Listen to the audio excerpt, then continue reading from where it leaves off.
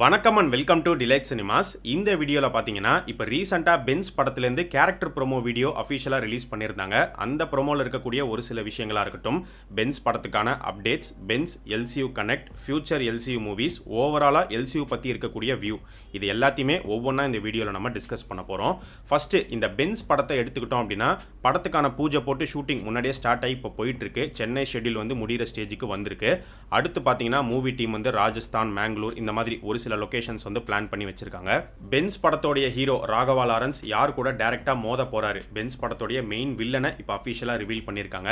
நம்மளுடைய அப்டேட்ஸ் வீடியோஸை கண்டினியூஸா ஃபாலோ பண்றவங்களுக்கு முன்னாடியே தெரிஞ்சிருக்கும். நம்ம ஏற்கனவே சொல்லியிருந்தோம், நிவின் பாலி, மாதவன் இவங்க ரெண்டு பேரும் எல்சியூக்குள்ள வர போறாங்க. இந்த பென்ஸ் படத்துல முக்கியமான கதாபாத்திரங்கள் நடிக்க போறாங்க அப்படின்னு.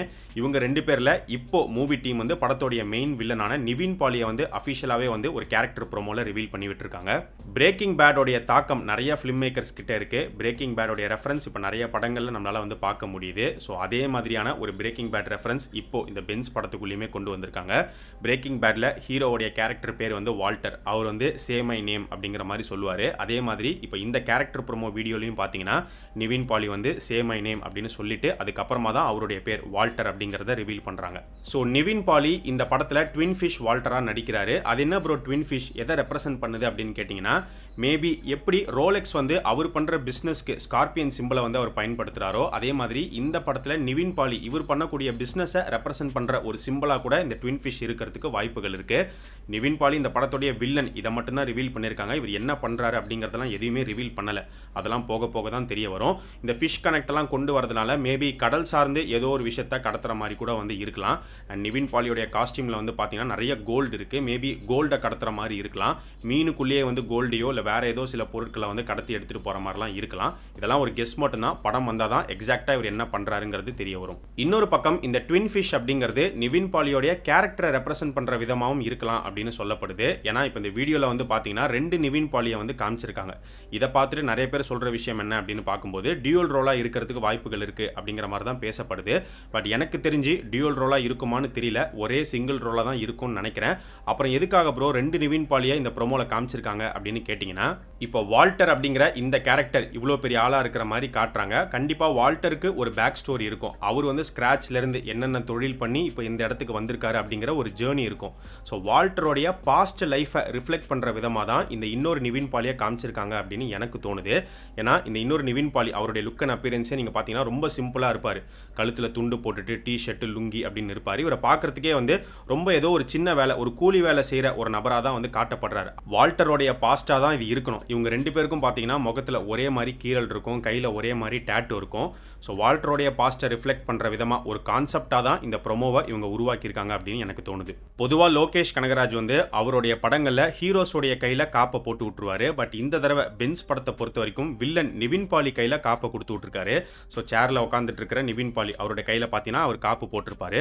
சொல்ல முடியாது, பென்ஸ் கேரக்டருமே வந்து கையில் காப்பு போட்டுட்டு வர மாதிரி காட்டலாம். அது போக போக தான் என்னங்கிறது தெரிய வரும். அண்ட் இதை தாண்டி சேரில் உட்காந்துட்டு இருக்கிற நிவின் பாலி அவருடைய கழுத்தில் பார்த்தீங்கன்னா சிகப்பு துண்டு போட்டிருப்பாரு.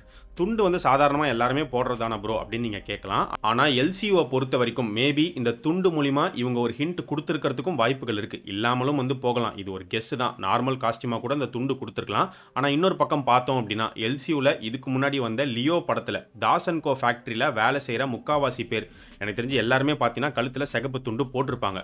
ஒருவேளை நிவின் பாலி கேரக்டரும் ஆரம்பத்தில் தாசன் கோ ஃபேக்ட்ரியில் வேலை செஞ்சுட்டு இருந்த ஒரு கூலி ஆளாக கூட இருக்கலாம்.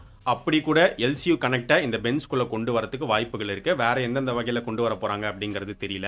ஸோ நிவின் பாலி அங்கே வேலை செஞ்சு படிப்படியாக அவர் வேறு விதமாக முன்னேறி வேற ஒரு பாதை அவருக்கு உருவாகி இப்போ வால்ட்ரா ஒரு பெரிய ஆளாக உயர்ந்து அவருக்குன்னு ஒரு தனி சாம்ராஜ்யத்தை அவர் கிரியேட் பண்ணியிருக்கிற மாதிரி கூட காட்டுறதுக்கு சான்சஸ் இருக்குது. இந்த பென்ஸ் படத்தை பொறுத்த வரைக்கும் இது எப்போ நடக்கிற கதைக்களம் அப்படிங்கிற ஒரு கேள்வி இருக்கும். அதாவது இதுக்கு முன்னாடி எல்சியூவில் வந்த படங்கள், அந்த படங்களுக்கெல்லாம் முன்னாடி நடக்கிற கதைக்களமா இல்லை அதுக்கப்புறமா நடக்கிற கதைக்களமா அப்படின்னு. ஆனால் இதுக்கு டேரக்டர் என்ன சொல்லிட்டாரு அப்படின்னு பார்த்தீங்கன்னா, இது முன்னாடியோ பின்னாடியோ நடக்கிற கதைக்களம் இல்லை, பேரலா சைடில் நடந்துட்டு இருக்கக்கூடிய ஒரு கதைக்களமாக இருக்கும் அப்படிங்கிறத கன்ஃபார்ம் பண்ணியிருக்காங்க. பென்ஸ் படத்தில் 3 ஹீரோயின்ஸ் நடிக்க போகிறாங்க அப்படிங்கிறதுமே கன்ஃபார்ம் ஆயிருக்கு. அதில் நம்ம ஏற்கனவே சொன்ன மாதிரி சம்யுக்தா அவங்க ஒரு கேரக்டர் வந்து ப்ளே பண்ணுறாங்க. அவங்கள தாண்டி மீதி 2 ஹீரோயின்ஸ் யார் யாராக இருக்கலாம் அப்படின்னு பார்க்கும்போது முன்னாடியே வந்த நியூஸ் வந்து பிரியங்கா ஒரு கேரக்டரில் நடிக்க போகிறாங்க அப்படின்னு சொல்லப்பட்டுச்சு. மேபி அவங்க வந்து கன்ஃபார்ம் ஆகலாம், இல்லாமலும் வந்து போகலாம். மூணாவதாக ஒரு கேரக்டர், அந்த கேரக்டரில் சொல்லப்படுற பேர் வந்து இப்போதைக்கு ரூமராக இருக்குது, கன்ஃபார்மாக தெரியல. யார் அது அப்படின்னு பார்த்தீங்கன்னா மடோனா செபாஸ்டின். மடோனா செபாஸ்டின் ஏற்கனவே எல்சியூக்குள்ளே வந்தாச்சு. லியோவுடைய தங்கச்சியா எலிசா தாஸா வந்து அவங்க ப்ளே பண்ணியிருப்பாங்க. அவங்க இந்த படத்தில் நடிக்கிறதாகவும் ரூமர் போயிட்டுருக்கு. ஒருவேளை அவங்க இந்த படத்துக்குள்ளே வராங்கன்னா அப்போ எலிசா தாஸா தான் அவங்க வர மாதிரி இருக்கும். எலிசா தாஸ் கேரக்டர் வந்து பாஸ்ட்லேயே இறந்து போகிற ஒரு கேரக்டர். அப்போ பாஸ்ட்லேயே ஏதோ ஒரு சின்ன போர்ஷனில் அவங்க வந்துட்டு போகிற மாதிரி காட்டலாம். ஒரு ஃப்ளாஷ்பேக்காக இருக்கிறதுக்கு வாய்ப்புகள் இருக்குது. ஒருவேளை இந்த நியூஸ் உண்மையாக இருந்துச்சுன்னா. நம்ம பென்ஸ் ராகவா லாரன்ஸ் எடுத்துக்கிட்டோம் அப்படின்னா அவருக்கு ஆரம்பத்தில் ஒரு ப்ரோமோ வீடியோ ஒன்று ரிலீஸ் பண்ணாங்க. அதில் பார்த்தீங்கன்னா அவர் செஃப்பாக இருக்கிற மாதிரி வந்து காமிச்சிருப்பாங்க. அவர் வந்து மீனை தான் வெட்டிக்கிட்டு இருப்பார். அந்த மீன் கனெக்டை இப்போ வில்லனுக்கு கொண்டு வந்துட்டாங்க, ட்வின் ஃபிஷ் வால்டர் அப்படின்னு. ஸோ பென்ஸ் கேரக்டருமே வந்து ஒரு நெகட்டிவ் ஷேட் கேரக்டர் அப்படிங்கிற மாதிரி தான் சொல்லப்படுது. அது எக்ஸாக்டாக எப்படி இருக்க போகுதுங்கிறது தெரியல. ஒருவேளை லியோ மாதிரியே தான் கொண்டு வர போகிறாங்களா? லியோ பார்த்தீங்கன்னா பாஸ்ட் லைஃப்பை வந்து மறந்துட்டு வேற ஒரு புது வாழ்க்கை, புது இடத்துல ஒரு காஃபி ஷாப் வச்சு நடத்துகிற மாதிரி காமிச்சிருப்பாங்க. இப்போ பென்ஸை காட்டும் போது பார்த்தீங்கன்னா இவர் ஒரு செஃப்பாக இருக்கிற மாதிரி காட்டுறதுனால ஒருவேளை இவரும் வந்து பாஸ்ட் லைஃப்பை விட்டுட்டு இப்போ வேற ஒரு வாழ்க்கையை வாழ்ந்துட்டு இருக்கிற மாதிரி காட்டுறாங்களா? இல்லை ஒரு பக்கம் செஃப்பாக இருந்துட்டு இன்னொரு பக்கம் வேற ஒரு விஷயம் சைடில் பண்ணிட்டு இருக்காரு அப்படிங்கிற மாதிரி காட்ட போகிறாங்களா அப்படிங்கிறத வெயிட் பண்ணி தான் பார்க்கணும். எல்சியூவில் இப்போ புதுசாக உருவாயிட்டு இருக்கிற படம் வந்து பென்ஸ். இதுதான் ஃபஸ்ட்டு ரிலீஸ் ஆகும். ஏன்னா கைதி 2 ஷூட்டிங் ஆரம்பிக்கல, இந்த வருஷம் எண்டில் தான் வந்து ஆரம்பிக்க போகிறாங்க. ஸோ ஃபஸ்ட்டு பென்ஸ் ரிலீஸ் ஆகும், அதுக்கப்புறமா தான் கைதி 2 ரிலீஸ் ஆகும். கைதி 2க்கு அடுத்து வந்து ரோலெக்ஸ் எடுப்பாங்களா இல்லை விக்ரம் 2க்கு போயிடுவாங்களான்னு தெரியாது. ஏன்னா ரோலெக்ஸை பொறுத்த வரைக்கும் அது வந்து ஒரு ஸ்டாண்ட் அலோன் ஃபிலிம். ரோலெக்ஸோடைய ஆரிஜின், அவர் வந்து ஸ்க்ராட்ச்லேருந்து எப்படி இவ்வளோ பெரிய இடத்துக்கு வந்தார் அப்படிங்கிறத காட்டுற கதை தான். அதில் எல்சியூ கேரக்டர்ஸ் யாருமே பெருசாக வரமாட்டாங்க. ஸோ அதனால் அதை விக்ரம் 2க்கு அப்புறமாவும் எடுக்கலாம், இல்லை ஃபஸ்ட்டு ரோலெக்ஸ் எடுத்துகிட்டு கடைசியாக விக்ரம் 2 எடுத்துக்கலாம் அப்படிங்கிற மாதிரியும் கொண்டு வரலாம். ஓவராலாக எல்சியூக்கான ஹைப், எல்சியூ பற்றின ஒரு பார்வை இப்போ எப்படி இருக்குது அப்படின்னு பார்க்கும்போது ஒரு டைமில் விக்ரம் படம் வந்த டைமில் பார்த்தீங்கன்னா பயங்கரமான ஒரு ஹைப் இருந்தது. எல்சியூ கனெக்ட்லாம் வந்து செமையாக இருந்துச்சு. பட் இப்போவும் அதே ஹைப் இருக்கான்னா ஹைப் இருக்குது இல்லைன்னு சொல்ல வரல. அதே சமயம் ஒரு சலிப்புத்தன்மையும் வந்து ஏற்பட்டிருக்கு. ஏன்னா நம்ம பார்த்த விஷயங்களே ஒவ்வொரு படத்துலையும் திரும்ப திரும்ப கொஞ்சம் வேறு வேறு விதமாக ஆல்ட்ரு பண்ணி பார்த்துக்கிட்டே வரோம். இப்போது இந்த நிவின் பாலி கேரக்டரை எடுத்துக்கிட்டிங்கன்னா இவருடைய லுக் அண்ட் அப்பியரன்ஸ், இவருடைய கேரக்டரில் கண்டிப்பாக ரோலெக்ஸோடைய சாயல் இருக்குது, அதை மறுக்கவே முடியாது. ஸோ இந்த மாதிரி டிஃப்ரெண்ட்டாக கம்ப்ளீட்டாக வேறு மாதிரி இல்லாமல் ஒரே மாதிரி தான் இருக்குது அப்படிங்கும் போது ஒரு சலிப்புத்தன்மை வருது. இப்போ பென்ஸ் பார்த்தீங்கன்னா ஒரு ரெஸ்டாரண்ட்டில் வந்து செஃப்பாக இருக்கிற மாதிரி காட்டுறாங்க. லியோ வந்து காஃபி ஷாப்பு, டில்லி வந்து ஜெயிலில் வந்து பேக்கரியில் வேலை செஞ்சேன்னு சொல்லுவார். ஒரு ஃபுட் கனெக்டையும் வந்து பார்த்தீங்கன்னா ஒரு பேட்டர்னாக கொண்டு வராங்க. ஸோ இந்த மாதிரி நிறைய விஷயங்கள் ரிப்பீட் ஆகிட்டே இருக்குது வேறு வேறு ஃபார்மில். அண்ட் எல்சியூ நீங்கள் எடுத்துக்கிட்டிங்கன்னா ஒரு குறிப்பிட்ட வேர்ல்டுக்குள்ளே மாட்டிக்கிச்சு. போதைப் பொருள், கடத்தல், வைலன்ஸ் அப்படின்னு சொல்லி எல்லா படங்களும் இதை சுற்றியே தான் வந்து இருக்கும். ஸோ இதுவும் சலிப்புத்தன்மைக்கான ஒரு காரணம் தான். ஸோ அடுத்து வரக்கூடிய ஃபியூச்சர் எல்சியூ மூவிஸ் எந்த அளவுக்கு இன்ட்ரெஸ்டிங்காக என்கேஜிங்காக எடுத்துகிட்டு போக போகிறாங்க, எப்படி இந்த யூனிவர்ஸை விக்ரம் 2ல் வந்து ஃபினிஷ் பண்ண போகிறாங்க அப்படிங்கிறத நம்ம வெயிட் பண்ணி தான் வந்து பார்க்கணும்.